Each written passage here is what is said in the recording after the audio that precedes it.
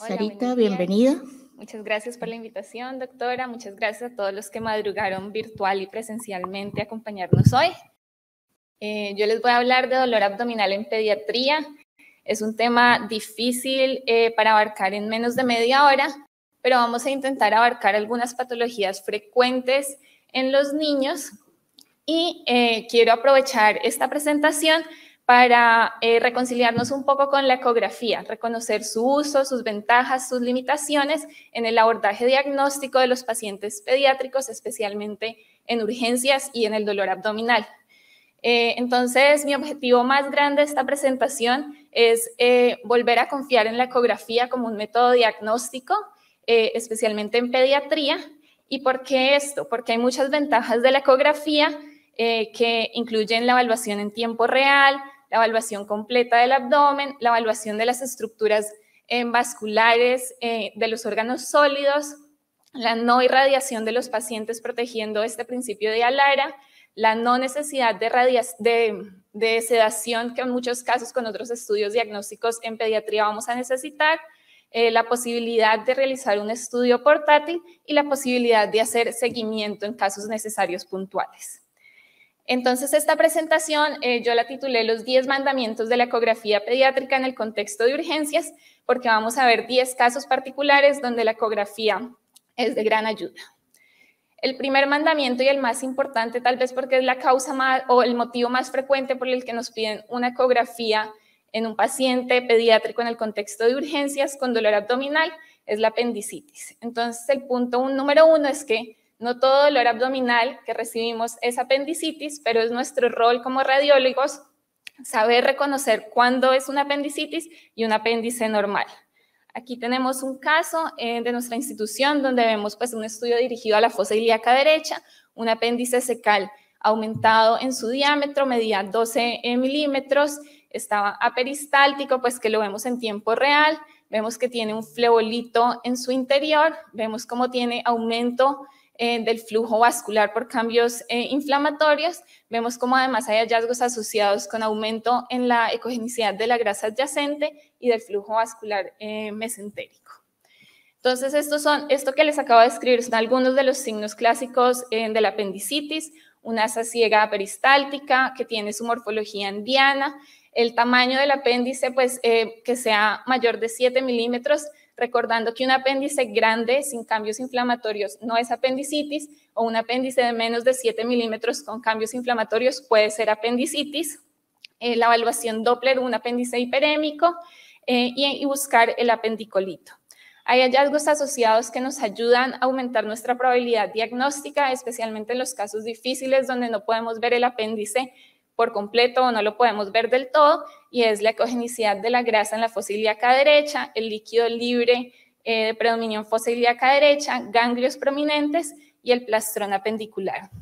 Este es otro caso que vimos recientemente, en un paciente con dolor abdominal, vemos cómo el apéndice cecal estaba pues aperistáltico en tiempo real, vemos que hay pérdida de su patrón de la pared, hay una presencia de un apendicolito en su interior, y este caso lo traje en particular porque nosotros debemos buscar el apéndice en su totalidad. Si no vemos la punta, reportar que no vemos la punta, y esto es importante porque muchas veces el apéndice cecal se perfora justo en su punta, como fue el caso de este paciente donde tenía una colección que llegaba, pues que salía de la punta del apéndice y era compatible con un plastrón apendicular. El punto número 2 de mis 10 mandamientos es que en todo paciente pediátrico con dolor abdominal y habiéndole o no descartado la apendicitis, si es una niña, debemos sí o sí buscar los ovarios. Este era un caso en donde pues, tenía dolor abdominal, le vimos el apéndice y ahora nos vamos al estudio dirigido de la pelvis. Tenía un útero prepuberal, tenía un ovario izquierdo de tamaño y morfología normal, su volumen era de menos de 10 cc, vemos cómo hay múltiples folículos dispersos en su interior, y en topografía del ovario derecho no lo encontrábamos, y lo que encontrábamos era esta lesión que estaba medializada casi por encima de la vejiga, que tenía algunas imágenes redondeadas hipoecoicas periféricas que eran compatibles con folículos desplazados hacia su periferia y que era altamente sospechoso de una torsión ovárica. La torsión ovárica puede ocurrir por dos razones, por una hipermovilidad de los ovarios en su conexión o en un 50% de los casos asociada a una lesión anexial. El hallazgo más frecuente y con el que nos debemos quedar en la cabeza es un aumento del volumen del ovario en comparación a su contralateral. Los folículos van a estar desplazados hacia la periferia, como en el caso que les mostré. El ovario va a estar medializado por esa tracción de los vasos que produce la torsión. Y el Doppler puede ser no conclusivo porque pueden haber varios hallazgos. Podemos encontrar flujo, sí, y aún así estar torcido. Ese flujo, por lo general, va a tener ausencia de flujo venoso o ausencia del flujo diastólico o ausencia total del flujo. Y en algunos casos incluso podemos encontrar ese arremolinamiento de los vasos que nos da la torsión del pedículo vascular. En nuestro caso en particular, vemos como esa lesión anexial aumentada de tamaño, que creemos que es una torsión de ovario, tenía flujo, ¿sí? Miren cómo en el Doppler vemos esta estructura vascular en su periferia, pero cuando poníamos el espectro era un flujo Doppler de alta resistencia con ausencia de su porción diastólica y no veíamos flujo venoso. En contraste, cuando evaluábamos el flujo del ovario contralateral, vemos cómo tenía flujo central y además este flujo tenía pues el pico sistólico, su pico diastólico y además alcanzábamos a ver algo de flujo venoso adyacente. El tercer punto de mis mandamientos es, listo, vimos el apéndice, vimos que no tenía una torsión ovárica, pero no se nos olvide también evaluar el útero. En este caso en particular era una paciente femenina, preadolescente con dolor abdominal, sospecha de apendicitis y cuando hacíamos la evaluación en la pelvis encontramos dos imágenes quísticas, una anterior anecoica que reconocemos como la vejiga y una posterior a esta vejiga con un contenido un poco más ecogénico, con detritos y con un nivel líquido-líquido. Cuando hacemos la evaluación completa pues de esto que estamos viendo, lo vemos en diferentes planos y nos encontramos que esta imagen quística está en comunicación con un ovario prepuberal, con un útero prepuberal, que este útero también está con contenido ecogénico en su cavidad endometrial. Y como les dije que había que revisar los ovarios, revisamos los ovarios y pues los ovarios eran morfológicamente normales, no estaban aumentados de volumen y no tenían signos de torsión. Entonces, ¿qué es lo que estamos viendo? Estamos viendo un hematocolpos con un hematometra en una paciente con dolor abdominal que no le ha llegado a la menstruación y en este caso era por un diagnóstico de un himen imperforado. Dejando un poco atrás los ovarios y el apéndice, el cuarto punto que les quiero recordar es que a diferencia de los adultos, en las hernias, o bueno, también en los adultos, pero más frecuente en los niños, en las hernias abdominales en pediatría podemos encontrar muchísimas cosas. Esta era una paciente con una sospecha pues, de una hernia inguinal. Vemos cómo hay un defecto herniario, que es este pedazo que vemos aquí, y a través del defecto herniario había un asa intestinal, parte de grasa mesentérica y algo de líquido por una hernia inguinal intestinal encarcelada. Aquí les traigo dos casos accesorios. Este es otra paciente femenina, bebé, con sospecha de una hernia inguinal. Lo que encontramos es una imagen redondeada con quistes en su interior, que era compatible con un ovario, que confirmamos que tenía flujo y que no estuviera encarcelado. Y este otro caso de otra paciente, también una bebé, con sospecha de una hernia inguinal, donde vemos que el contenido que tiene es el útero a través del defecto herniario, que es este que vemos acá y este que vemos acá. E incluso vemos el ovario derecho traccionado también hacia el sitio de la hernia. ¿Por qué en los pacientes pediátricos vemos pues, cosas diferentes a asas intestinales y a grasa? Porque las hernias inguinales pediátricas son hernias indirectas congénitas a través de un canal de NUC persistente. Los prematuros tienen mayor riesgo de presentar hernias y a diferencia de los adultos, las complicaciones son mucho más frecuentes, casi un 50% de ellas tienden a tener signos de encarcelación en el momento del diagnóstico. En mi quinto punto nos vamos a los niños para recordar que la torsión testicular es una urgencia y es una urgencia quirúrgica que los radiólogos vamos a diagnosticar. En este caso, un niño con dolor escrotal agudo, muy intenso, vemos como el testículo derecho está aumentado de tamaño, tiene un volumen de 14 centímetros cúbicos, vemos como su ecogenicidad es heterogénea, vemos como hay cambios inflamatorios del escroto a su alrededor y cuando hacemos la evaluación del flujo Doppler, vemos que hay hiperemia en el escroto, pero nada de flujo intratesticular. La torsión testicular, el hallazgo más importante es la ausencia de flujo en el testículo. El testículo va a estar aumentado de tamaño, su ecogenicidad puede ser variable, siendo más heterogénea a medida que el tiempo de isquemia aumenta con mayor riesgo de necrosis, y los cambios inflamatorios a su alrededor nos ayudan a confirmar o a estar más seguros del diagnóstico. Incluso algunas veces podemos ver los vasos escrotales pues arremolinándose haciendo la torsión sin que siempre los que tengamos que ver, si no lo vemos, pero vemos los cambios descritos que ya les dije en el testículo, seguimos sospechando una torsión testicular. ¿Por qué? Porque esta es una urgencia quirúrgica. Listo. Era un niño con dolor abdominal, dolor escrotal, sospecha de torsión testicular, pero no le vimos torsión testicular. Recordemos qué más cosas se pueden inflamar en el escroto. Entonces, en este caso en particular, vemos cómo, a diferencia del caso anterior, era un testículo normal, de tamaño normal, con flujo en su interior, un flujo presente, entonces no era una torsión testicular. Pero en la evaluación ecográfica de ese escroto vemos cómo hay una estructura adyacente al testículo que tiene casi el mismo volumen de ese testículo y además vemos todos esos cambios inflamatorios escrotales similares a los del caso anterior. Y entonces decimos, no, esto puede ser una epididimitis. Vemos cómo ese epididimo está grande, está heterogéneo, está hipervascular. Pero el punto clave aquí es que la epididimitis en pediatría, especialmente en los niños pequeños, no tiene la misma etiología que la epididimitis que estamos acostumbrados a ver en los adultos. La epididimitis de los niños pequeños debemos sospechar, aunque lo veamos o no, de que es una torsión del epididimo o una torsión de un apéndice testicular. ¿Por qué es importante esto? Uno, porque las torsiones del epididimo y de los apéndices testiculares no se manejan quirúrgicamente, y dos, porque el manejo, ya que no es una causa infecciosa, no incluye los antibióticos. Nuestro punto 7 es recordar que la ecografía también nos sirve para ver el intestino. Pongo algunas veces porque no es fácil, porque se necesita experiencia, pero es un abordaje sistemático el que nos va a ayudar a detectar anormalidades intestinales. En este caso, un niño con dolor abdominal, diarrea, fiebre y algo de sangre en sus deposiciones, y le hacemos una ecografía abdominal completa. Les traigo como unas imágenes representativas. Veamos un riñón derecho normal, un riñón izquierdo normal, y cuando seguíamos haciendo la evaluación hacia la fosa ilíaca derecha veíamos algo que nos parecía otro riñón, pero sabemos pues que nadie, a menos de que estemos trasplantados, tiene 3 riñones, y este hallazgo era por una intususcepción ileocólica.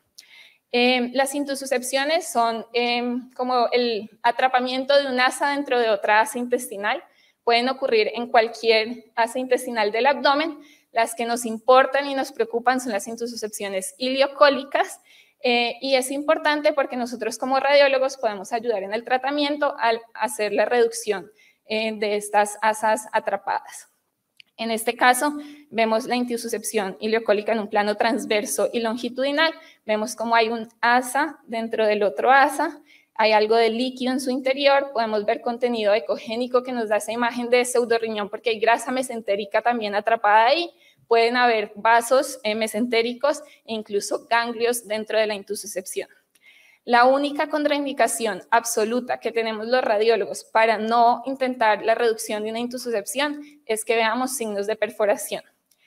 En el resto de casos se puede discutir con los cirujanos, pero se puede hacer el intento de una reducción así sea incompleta. Las intususcepciones ileocólicas ocurren con frecuencia posterior a un episodio viral, y es importante que las diferenciemos de las intususcepciones de intestino delgado con intestino delgado, o sea, ilioileales, porque estas son transitorias, estas no tenemos que hacerle ningún manejo y estas desaparecen por sí solas. ¿Cuándo sabemos que es una intususcepción ilioileal o cuándo la sospechamos? Cuando la intususcepción es de pequeño tamaño, es decir, mide menos de 2 centímetros, cuando logramos buscar y encontrar la válvula iliocecal, cuando hay un aumento difuso del peristaltismo y entonces vemos que todas las asas intestinales que estamos viendo están hiperperistálticas y entonces se meten y se salen dentro de ellas mismas, y cuando no hay una lesión diana asociada. Si nos queda la duda, siempre podemos repetir la ecografía en un par de horas para asegurarnos que la intususcepción persiste o desaparece. En intususcepción también es importante recordar que en algunos casos no está asociada a una infección viral con inflamación intestinal, sino que hay unas lesiones dianas que nos llevan a producir esta intususcepción, como es este caso, donde vemos que hay una intususcepción, una asa dentro de otra asa, con algo de líquido laminar, con grasa metida dentro de la intususcepción. Hicimos la reducción, fue una reducción exitosa, pero el paciente volvió al día siguiente por otra intususcepción, y por ese motivo se decidió llevar a cirugía y lo que encontramos fue un gran divertículo dependiente del asa intestinal que correspondía a un divertículo de Meckel. ¿Cuáles son las lesiones dianas asociadas a la intususcepción? El divertículo de Meckel, que es la persistencia de un saco vitelino, el quiste de duplicación, el linfoma y el pólipo intestinal. ¿Cuándo lo debemos sospechar? En niños mayores, cuando la intususcepción es recurrente o no podemos lograr una intususcepción exitosa con reducción de aire o de enema, y cuando la localización es diferente a la válvula iliocecal. Mi siguiente punto, el punto número 8, es recordar que la radiografía no solo sirve para descartar obstrucción intestinal, sino que nos da muchas más ayudas, y que la ecografía siempre nos va a ayudar a complementar esa radiografía. En este caso era un paciente lactante donde vemos dilatación de asas intestinales sin un claro nivel hidraverio, y si nos fijamos y nos enfocamos en esta asa en el hemiabdomen izquierdo, vemos cómo hay separación de esta asa entre las otras, porque había engrosamiento o una sospecha de un engrosamiento de su pared. Cuando hicimos la evaluación ecográfica del intestino, vemos como esta asa que estábamos viendo en radiografía corresponde a esta asa en su eje longitudinal y en su eje transverso. Vemos cómo está engrosada, tiene esa característica diana de una asa intestinal, y vemos que en la evaluación Doppler tiene un aumento significativo de su flujo en la pared por cambios inflamatorios, por una colitis, que en este caso en particular era por una alergia a la leche. Cuando evaluamos las estructuras gastrointestinales, debemos evaluar la motilidad de las asas intestinales, la dilatación o no de ellas, el espesor de la pared, su patrón de estratificación, evaluar en Doppler si el flujo está normal, aumentado o ausente, y la ecografía es útil para descartar perforación, que no es fácil, pero lo podemos ver, y colecciones o no asociadas. Nuestro punto número 9, y tal vez lo debí poner de primero, pero los dos últimos puntos más importantes quedaron al final, es que la clínica nos ayuda mucho. Y les traigo este ejemplo, donde era un niño de menos de 4 meses que tenía vómito no bilioso en proyectil y era postprandial. Solo con esta frase, nosotros ya tenemos que tener en la cabeza una idea de lo que vamos a ir a buscar. ¿Qué cosas hay claves? Menos de 4 meses. Vómito. Que el vómito era no bilioso y que ese vómito era después de la comida. ¿Qué sospechamos? Una estenosis hipertrófica del píloro.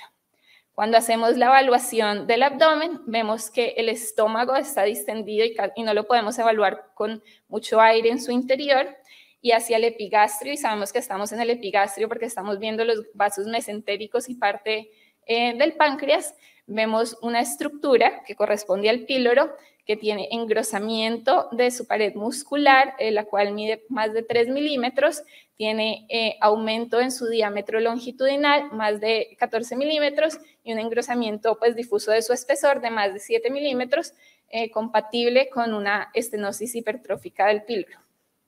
Esto mismo lo podemos ver por fluoroscopia, irradiando al paciente y poniéndolo en un estudio que es incómodo, que toca tragar, que toca moverlo de un lado para otro, pero pues era el caso, en este paciente lo realizaron y vemos los mismos hallazgos, pero al revés. No vemos la muscular, que es este espacio que vemos aquí, vemos un paso filiforme del contraste a través del píloro, vemos ondas peristálticas que están como peleando del estómago para pasar a través de esa unión antropilórica, con muy poco paso de contenido y un estómago pues muy dilatado por una hipertrofia del píloro. Y la última de mis 10 mandamientos es que, a pesar de que les he hablado maravillas de la ecografía en el abdomen, hay algunas condiciones particulares donde la ecografía no es el estudio inicial y no es lo que debemos hacer, y la más importante es en los pacientes con trauma de alto impacto, porque en estos casos, en los niños y en los adultos, el estudio de elección es la tomografía. ¿Por qué? Porque la ecografía es muy útil para ver hemoperitoneo, pero una ecografía no nos descarta que haya o no una lesión de víscera hueca, no nos permite ver las estructuras óseas, no nos permite clasificar adecuadamente el grado de trauma del órgano sólido, y una ecografía normal no descarta que haya una lesión traumática en el abdomen. Con estos 10 mandamientos, quiero recordarles que la patología abdominal aguda es diversa, pues no podemos abarcar todo en esta charla, pero que un abordaje clínico sistemático y adecuado y unas imágenes, una evaluación imagenológica sistemática, juiciosa y adecuada son fundamentales para dar un diagnóstico oportuno, y que la ecografía es de gran ayuda, especialmente en los pacientes pediátricos en este contexto de urgencias. Muchísimas gracias.